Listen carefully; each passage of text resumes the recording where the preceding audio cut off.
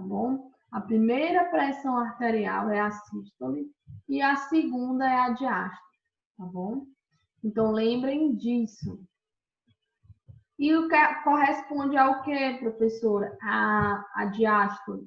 A sístole, lembrem, é a pressão da contração do coração. Então, quando o coração contrai, ele vai ter que ter uma força maior para impulsionar esse sangue.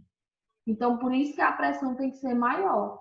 E quando é a diástole, ela é o relaxamento desse coração. Então, quando o coração ele faz o fechamento, ele tem que impulsionar o sangue e mandar o sangue para todo o corpo. Então, quando a gente fala em pressão mais alta, a gente tem que lembrar de sístole. E pressão mais baixa é o relaxamento do coração. E aí a gente lembra de diástole. Então, existe a sístole e a diástole, tá bom? Então, isso que é a pressão. Relaxamento que é, professora? Oi? Relaxamento que é a segunda? A relaxamento do coração. A primeira, que é a sístole, né? É a contração do coração. Aí o coração, quando ele contrai, ele manda o sangue pro corpo, né? E aí, oi. Toda vez que eu tiver um paciente com algum problema cardíaco, essa pressão dele vai dar alterada? Vai, pode ser para baixo ou pode ser para alto. Se ele tiver um controle cardíaco, por exemplo, se eu sou um paciente doente cardíaco, né? Vai depender do tipo de cardiopatia que eu vou ter. Por exemplo, a insuficiência cardíaca, ele tende a ter uma pressão mais baixa. Por quê? Porque ele vai demorar, né? Se, por exemplo, o coração dele é grande, aí ele tem uma insuficiência cardíaca. E aí vai demorar esse sangue a chegar em todo o corpo. Então a pressão dele vai tender a ter, né, a ter quedas. Já uma arritmia cardíaca, que é o batimento acelerado, né, a alteração do coração, que eu vou falar mais na frente para vocês, ele tende a ter uma pressão mais elevada. Então, tudo isso tem alteração da PA, porque a PA ela mexe com o fluxo do sangue, né? Então, tá ligado. Mas se eu tenho um paciente cardíaco e ele é controlado, toma a medicação correta, né, segue todos os padrões, ele pode manter uma pressão normal, igual o hipertenso. O hipertenso, ele é o quê? A pessoa que tem uma pressão alta. Só que se ele toma as medicações corretamente, ele consegue controlar essa pressão. Tá bom? Respondi a pergunta? Sim. Em relação, assim, eu tenho um parente, né, que vai ter que fazer um cateterismo. A médica, ele estava infartando, isso deixou ele... E aí nós retornamos à pressão arterial. Então, a pressão arterial é esse fluxo. Quando o coração bate, ele vai mandar todo esse fluxo para o nosso corpo. Quando eu falo em verificação da pressão arterial, e aí eu lembro a vocês novamente que não se preocupem, que a gente está vendo só a teoria, mas quando a gente voltar às atividades, nós iremos ter as práticas, tá bom? Então, quando eu falo de verificação da pressão arterial, o primeiro procedimento, os procedimentos básicos que tem que ter, que tem que assistir o paciente, é primeiro deixar o paciente de repouso, né? Quando ele chega, ele vai ter que ficar de repouso entre 3 a 5 minutos, para depois ser verificado a pressão arterial. É possível também esclarecer algumas coisas, né? Alguns procedimentos. Sempre nós temos que dizer ao paciente o que é que está sendo feito e esclarecer o que é que está sendo feito. Sempre falar, hoje, olha, bom dia, eu sou se apresentar, vou verificar sua pressão. Aí você vai orientar todos o procedimento, tá bom? E aí qual é essa orientação? A gente tem que certificar que o paciente não está com a bexiga cheia, porque quando a bexiga está cheia, pode haver alteração de pressão.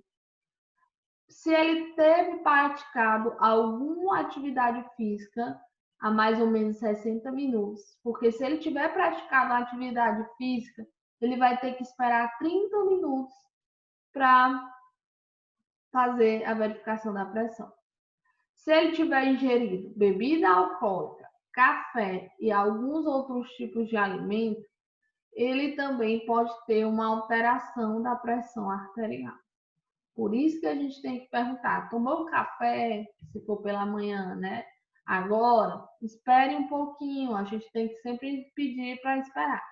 Isso, se for uma verificação de pressão, gente, de rotina, né? Se a pessoa vai lá no postinho de saúde ou vai lá no hospital só verificar a pressão, porque se o paciente chega, né, em urgência, a gente não vai ter nem condições de estar perguntando tudo isso. Porque se o paciente chega em coma alcoólico, né? Ou se o paciente chega com uma suspeita de infarto, a gente não vai estar questionando tudo isso, né? A gente vai verificar a pressão, que é a primeira coisa que a gente vai fazer. Mas quando é de rotina, tem que se fazer todos esses procedimentos. E se fumou há mais ou menos 30 minutos anterior, né? Se ele tiver fumado, ele vai ter que esperar também 30 minutos. Tá bom? Então, a gente tem que saber se a bexiga está cheia, se foi feita atividade física, não se esqueça. Se ele teve bebido, se ele teve ingerido bebida alcoólica ou café, isso tudo altera. E se ele fumou há 30 minutos atrás. Se ele tiver fumado, ele vai ter que esperar também 30 minutos, porque a nicotina, ela altera também a pressão arterial. E aí, eu já fiz todos esses questionamentos, essas perguntas, e agora o paciente está pronto para verificar a pressão. Como é que eu vou fazer? Posicionamento. O paciente ele deve estar sempre sentado, né, a orientação. Também pode ser feito deitado? Pode, não tem problema. E se for sentado, ele tem que estar com as pernas descruzadas, tá bom? E os pés, eles têm que estar apoiados no chão, tá bom? Então, lembrem disso. O paciente está sentado, com as pernas descruzadas e os pés apoiados ao chão, tá bom? Não se esqueça. E além do dorso, né? Recostar na cadeira. Então, o paciente ele não pode estar numa posição inadequada, né? O ideal é que ele esteja com as costas apoiadas na cadeira. O braço, o nosso braço, gente, ele tem que ficar posicionado na altura do coração. Então, quando eu vou verificar uma pressão, eu tenho que colocar o braço na altura do coração, não tem que ser esticado assim ou abaixado demais, né? Porque tem gente que verifica a pressão com o braço todo estirado para baixo. Não pode. Tem que ser na altura do coração, tá bom? Então, tem que ser como se fosse um ângulo de 90 graus. E apoiado com as mãos voltadas para cima, né? Aí é a mão assim, a palma da mão voltada para cima, tá bom?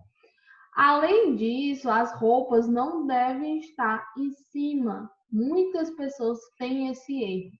Fazer a verificação da pressão em cima da roupa. E é errado, é erradíssimo, tá certo? Então, tem que se subir a manga da blusa. Ah, mas o paciente chegou com a blusa que vai até aqui o punho, né? Então, a gente pede para que o ideal é tirar a blusa.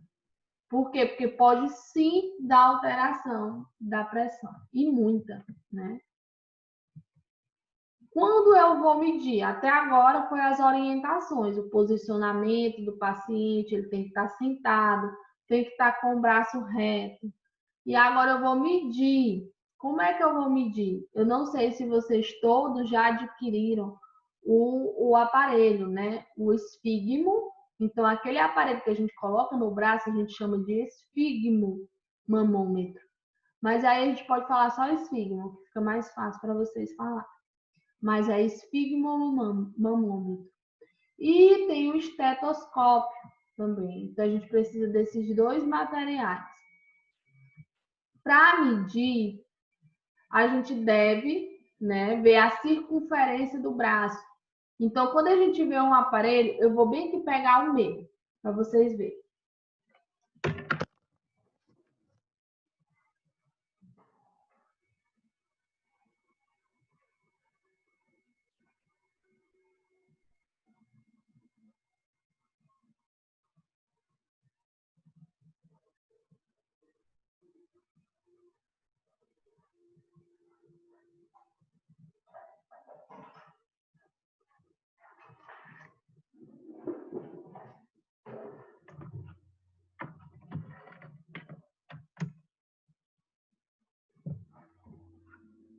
Vocês estão conseguindo ver o meu?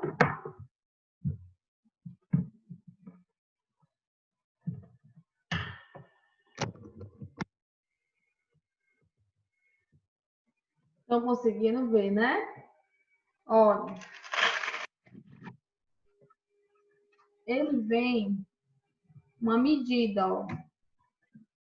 Tamanho, tá vendo? Do braço. Então, todos os aparelhos, ele vem com a medição de mais ou menos qual o tamanho do braço que o paciente tem que ter. Então, ele vem a medida. O meu, ele é para um adulto que tenha de 18 a 36 centímetros. Existe o aparelho de pressão voltado à criança e voltado ao obeso. Existe, né, esfigmos mais do que esse de tamanho, né? Tem uns que vão até 38, né? Tem uns que é para obeso. Professora, se eu usar esse aparelho em uma pessoa obesa, que não é o adequado, que tem um braço de 40, o tamanho do braço de 40, por exemplo, ele vai dar uma pressão alterada? Vai. Mas eu só tenho esse aparelho, como é que eu vou fazer? Eu vou verificar aqui, ó. Em vez de verificar no braço, eu vou verificar no antebraço. Viu? Então, quando a gente coloca esse aparelho, nós temos que colocar, se vocês observarem, ele traz aqui, ó, uma informação, artéria. Estão vendo? Artéria.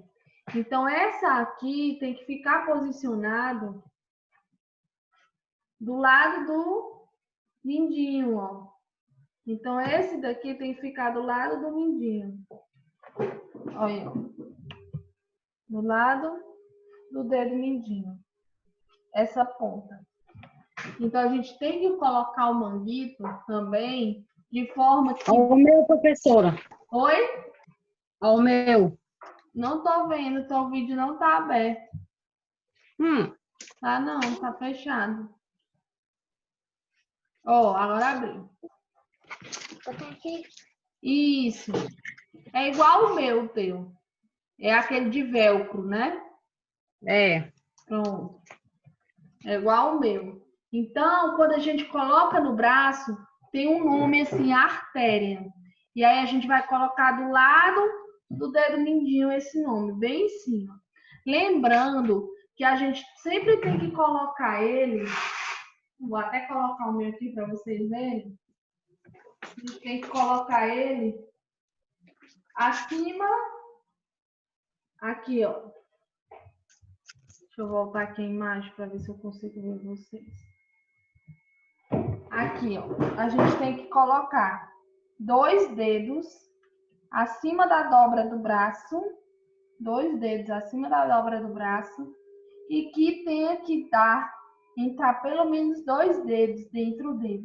Não pode ser acochado demais e também não pode ser folgado demais. Tá bom? Então, sempre lembrando isso. Sempre tem que ter essa folga e estar 2 dedos acima. Tem que centralizar ele, sempre tem que centralizar ele. Depois que eu botei, centralizei, tudo direitinho, professor, eu vou palpar o pulso arterial ou braquial. Oi. Quando acocha demais, a pressão pode dar alterada? Pode. E dá demais. Então, precisa ter, tem que se colocar de forma adequada e que você consiga colocar seus dois dedos dentro dele ainda, que ele não fique nem apertado demais e que ele também não fique folgado demais, tá bom? Eu vou mandar um vídeo para vocês, uma pessoa fazendo todo o procedimento da verificação da pressão, porque aí fica até bem mais fácil de vocês entenderem. Tem gente, e isso não é errado, lembrem disso. Você pode fazer a verificação da pressão direto no pulso radial, clicando nele, mas também você pode fazer direto na radial ou na braquial, tá certo? Então, eu, Beatriz, eu sigo a Associação Brasileira de Cardiologia. O que a Associação Brasileira de Cardiologia diz? Que você verifica primeiro o pulso radial para depois verificar o pulso braquial. Então, eu vejo que tem pulsação, eu vou pegar meu esteto, colocar no meu ouvido e colocar o esteto em cima do pulso braquial. E aí eu vou abrir lentamente, que a gente tem uma pera, ó a perinha aqui, ó.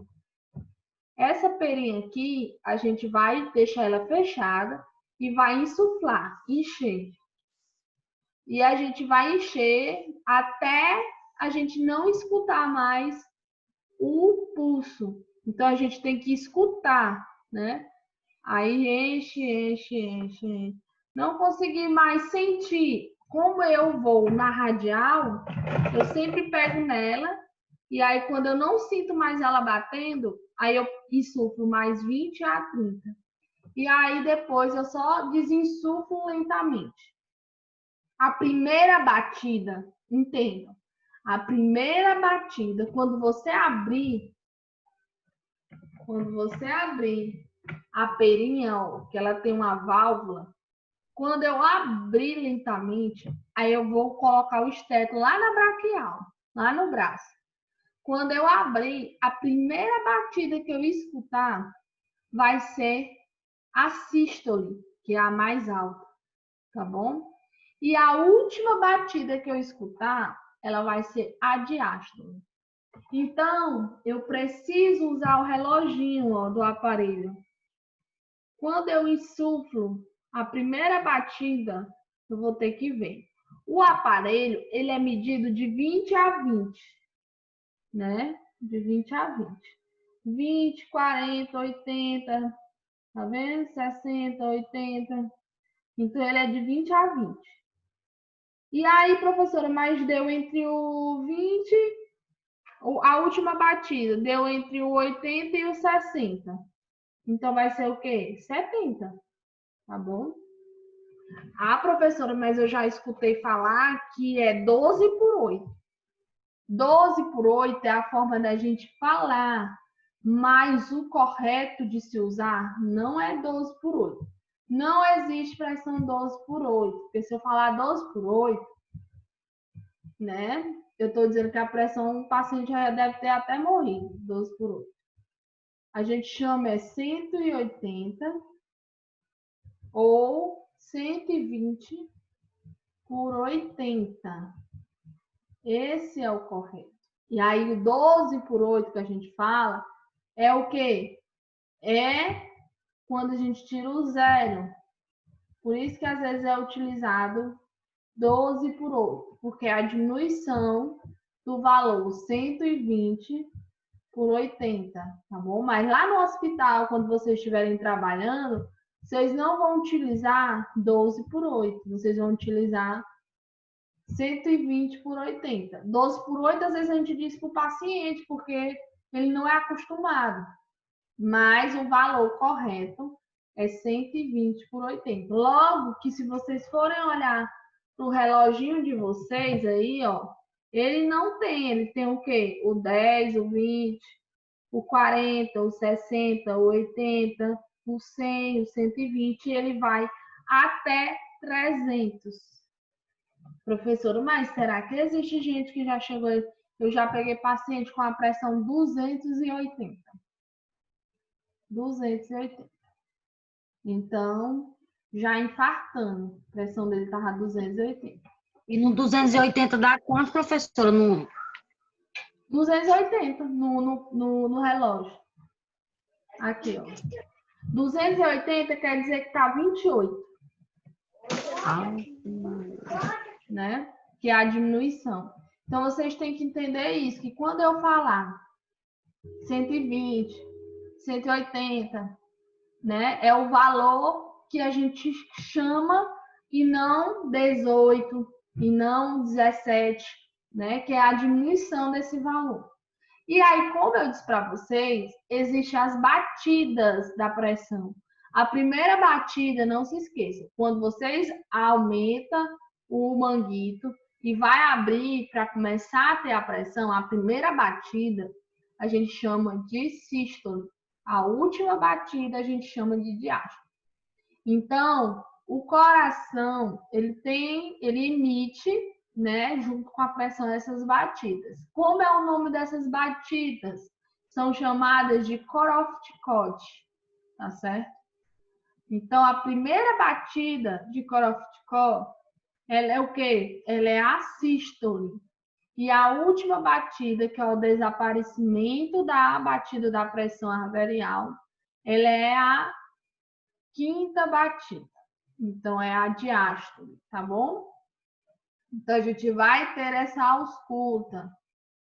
Sempre lembrar que pode ser que tenha paciente que tenha mais do que 5 batidas, né? Ele pode chegar a mais batidas. Isso pode acontecer. Então, a gente tem que deixar o reloginho, ele baixar até ficar 0. Porque pode ser que ele tenha algum problema cardíaco e tenha outra batida. Então, tem que sempre ter esse cuidado. Sempre perguntar também se o paciente ele tem algum problema também cardíaco, né? A gente sempre tem que perguntar. E aí, se o paciente nunca verificou a pressão, professora, como é que a gente vai fazer? Tem muita gente que pergunta, qual é o lado do braço correto? É o lado esquerdo? É o lado direito?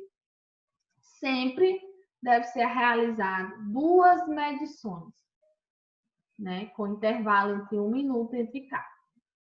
A gente mede o braço esquerdo e mede o braço direito, tá certo? E aí, sempre o braço que der um maior valor é o braço que deve ser medido.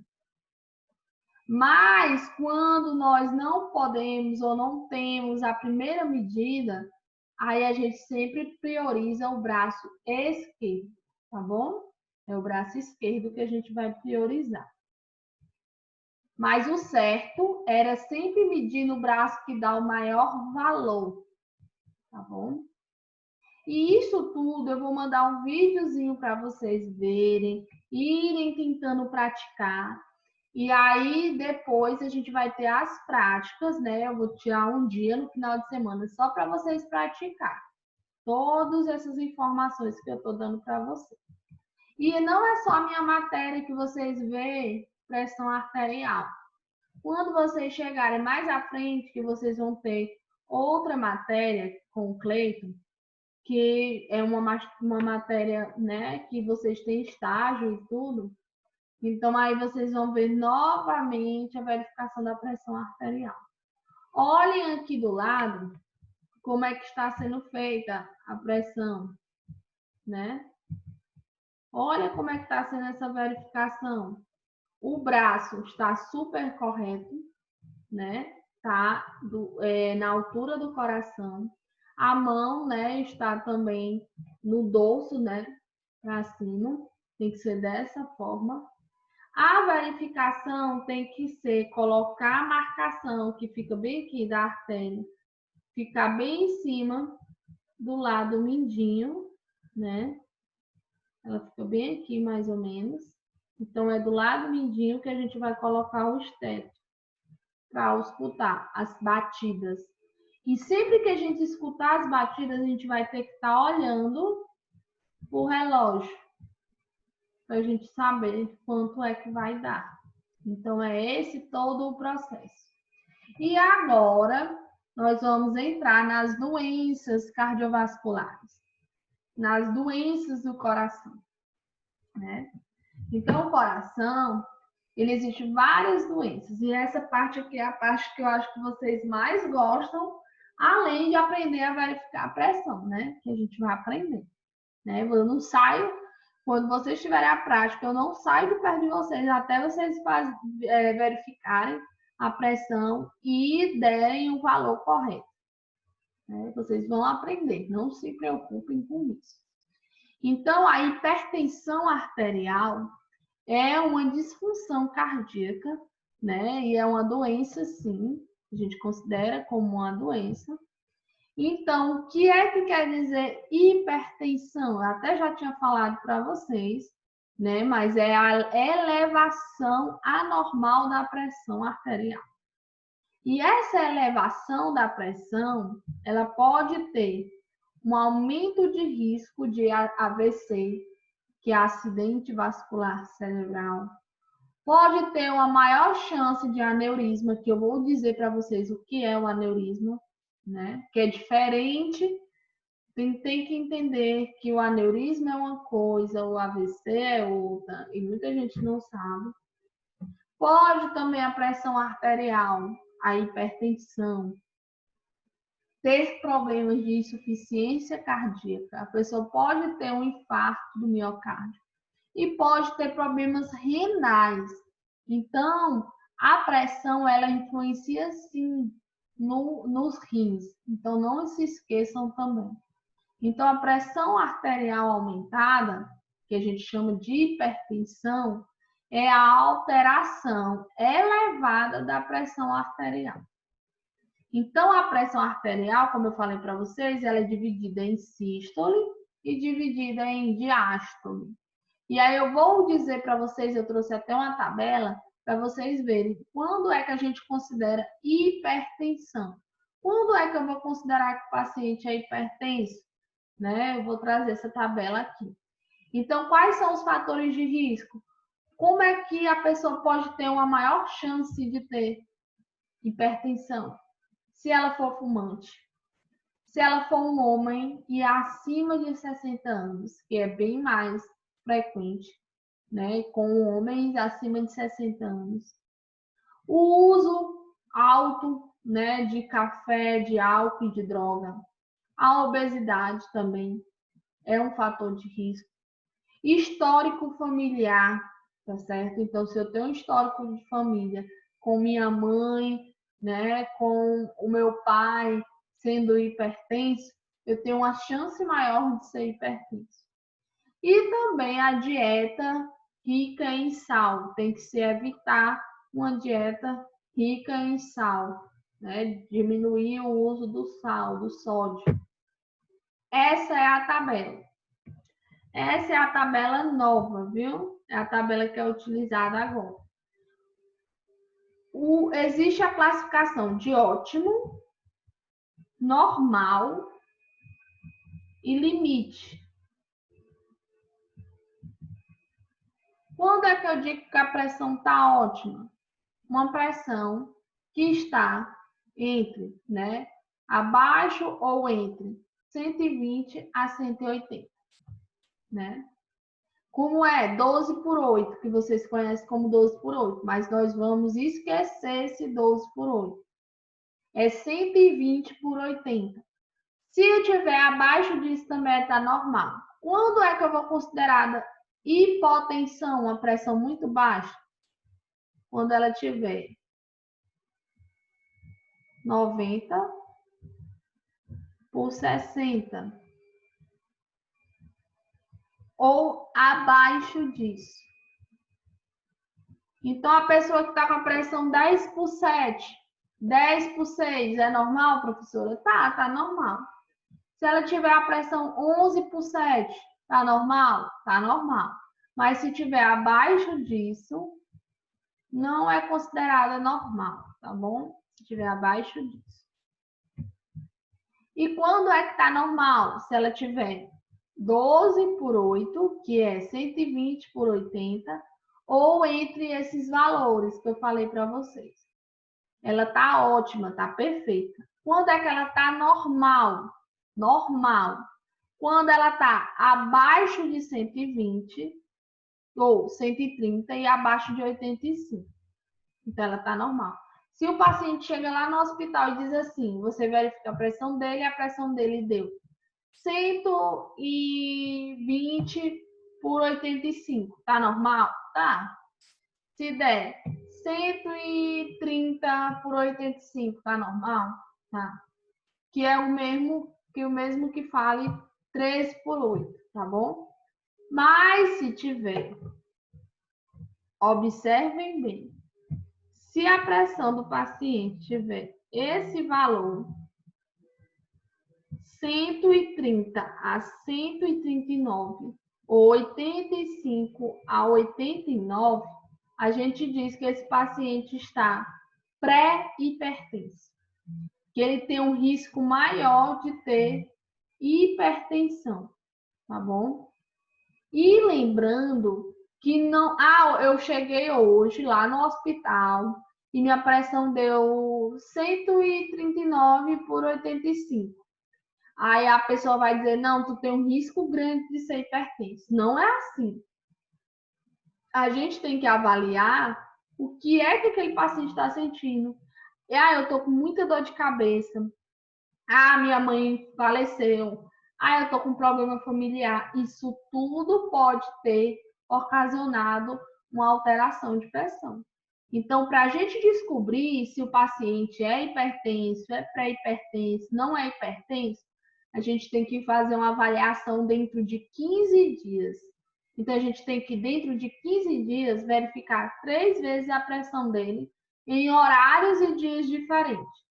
Então, ele vai verificar hoje, daqui a 8 dias, por exemplo, ele verifica de novo, e daqui a 15 dias ele verifica de novo, que aí dá os 15 dias, em dias alternados e horários diferentes, para ver se ele vai ter alteração da pressão.